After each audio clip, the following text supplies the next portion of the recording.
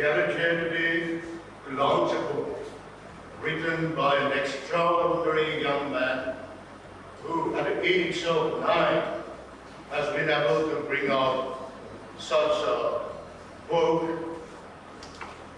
And I must say, it was a pleasure going through the book. I was amazed with the imagination of the young child and his art of storytelling. Kevipu, your imagination and dedication have brought us a wonderful book, and it's not every day that we come across a young 9-year-old writing a book or publishing it by one of the most renowned publication houses in Nagaland. Your story is a testament to the power of dreams and the importance in believing in oneself. I would like to take a moment to thank everyone who has supported Kevipu on this journey, to the parents, teachers, and friends who encouraged and inspired him. I am sure your support has been invaluable to young Kevipu. And Kevipu, thank you for sharing your world with us. Your book is a gift that will inspire young writers to follow. And as the publisher has said, her nephew and brother, at the age of 5 and 7, have started reading, not only reading this book, and but also have started to write or draw or whatever. It is already an inspiration to young people, and I hope that the other young children will also be inspired by this book. I'd like to quote a sentence from a dear friend of mine who unfortunately expired just the other day, Professor D. Korea, who said, or rather who's been credited with the adage that the knowledge, the talent of a person, if not documented in a book form, perishes with that person. And I have a feeling that has been gnawing, that has been eating my guts for the last several years, that I should also compile some of my write-ups, and for this I think I'll need to seek an appointment with my good friend Rita. Let's work out if something can be worked out in the next few months to come, but anyway, that's another story.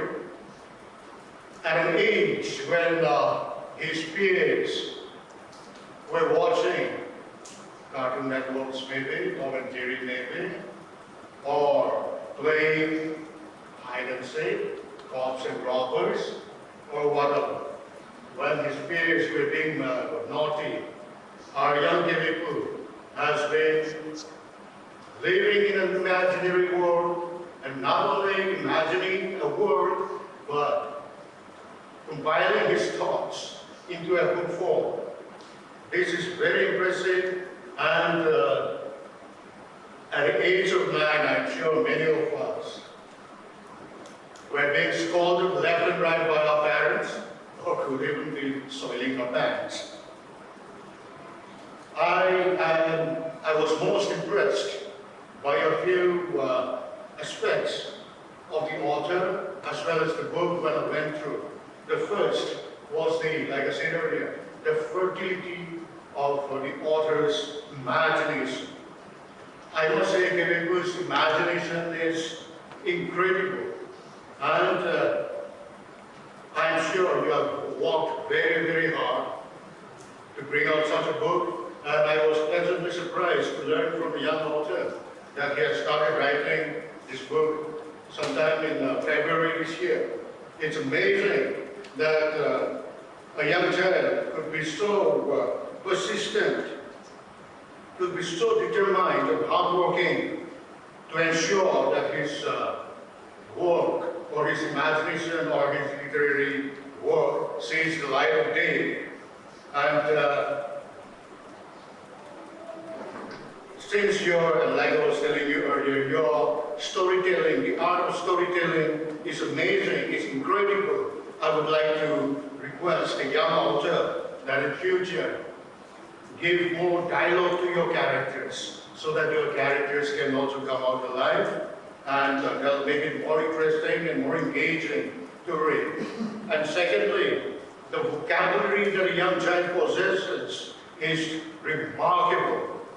I'm of the firm belief that one's vocabulary can best be improved when one starts to read. And unfortunately, in this present day and age, and with this given technology, the art or the habit of reading is diminishing, if not dying out. And well, when one reads, one not only imagines a world of our own along with the author, but it improves our vocabulary as well as our grammar. Kevipu has already got the grammar and the vocabulary, and like him, I want to request the young friends of Kevipu to also emulate Kevipu. I'm not surprised that his vocabulary is good because his hobby, one of his hobbies, is to read. So I want to appeal to the young friends of Kevipu to inculcate, to imbibe the habit of reading, so that it not only improves your grammar, but it improves your vocabulary. Even if you have the talent to write, also if you don't have the vocabulary, it'll be very difficult to bring out an interesting article or a book. In reading and writing since early childhood, I can still remember when my mom gave me a bunch of books during my 6th birthday. So I got inspiration by reading artist books.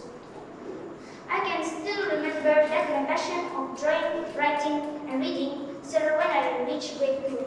The Prince, the Detectives, and the Adventure in the Dinosaur's Time were the first 2 writing pieces. So I started writing this story on February 9, 2024 to express my own imaginations. Now I'll read one chapter from my book.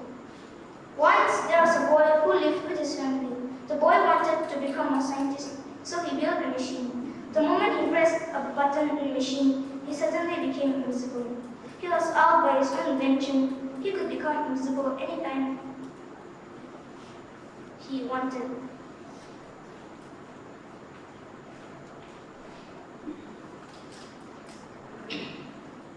But one day, he decided to reveal the secret to his family. His mother then made a cloth so she could recognize herself whenever he became invisible. One day, they went to Lockwood City for their summer vacation and saw a statue. They also went to a library and read some street books. The news about the boy's ability to become invisible spread. Some people told the librarian the boy is invisible, but she did not believe them. Sometimes the invisible boy even scared people who work in a hotel or sometimes scared kerchiefs away. The invisible boy was happy with this newfound strength and power, and he said to himself, "My invisibility is not weakness but my strength." One day, he went to the supermarket with his family and bought some vegetables, snacks, and clothes. After coming back home, they had a dinner break instead. The next day, the invisible boy and his sister went to school. His classmates were curious to know why he had his face covered with tissue paper. The teacher was also anxious and asked the invisible boy about it, but he remained silent. This soon became a mystery for the school. However, the enemies of the invisible boy decided to find out with the help of some naughty boys. One day, when the invisible boy was washing his face, the 3 naughty boys spied on him. But when he took out the tissue paper, the naughty boys could no longer see him. He had become invisible again. The boys reported this to the principal, but he did not believe them and scolded them for trying to prank him. The next day, the naughty boys set out to take revenge on the invisible boy. They made a plan, and after lunch, the 3 naughty boys secretly took out the little boy's hat, glasses, and tissue paper. They were not able to see his skin, as he was invisible. Everyone around him was so scared. He was then expelled from school. His parents also abandoned him at the university, thinking that he had spilled their family secret to his schoolmates. The invisible boy was left all alone. When he felt hungry, he went to the grocery shop and asked the shopkeeper to give him food, but the shopkeeper was also scared of him and left his shop. So the little boy fed himself with what was available. He stole snacks from the biggest supermarket of the whole city. The next day, the invisible boy went inside his school in disguise. He wanted to take revenge on the 3 naughty boys who revealed the secret and threatened each one of them. The boys realized that the invisible boy had betrayed. One day, the boss of the naughty boys saw an alien spaceship and observed one of the boys. The alien spent the rest of his life in an old house. After some days, the invisible boy went inside the old house too. He was not aware of the alien inside it. The alien was wondering why there was so much money inside the house. Just then, the invisible boy saw the alien and both of them were startled. The alien initially thought he would absorb the invisible boy, but decided to be his friend instead. The alien further requested the invisible boy and they became friends. I thank my principal, teachers, for the guidance and support, and even my former teachers of Sham Public School. I thank Ma'am Rita for helping me in this venture. I also want to thank my parents, friends, uncles, and aunties for the constant support. Lastly, I give all honor and glory unto Jesus Christ for his blessings. I dedicate this book to Atapeo and Amitaja. Thank you all.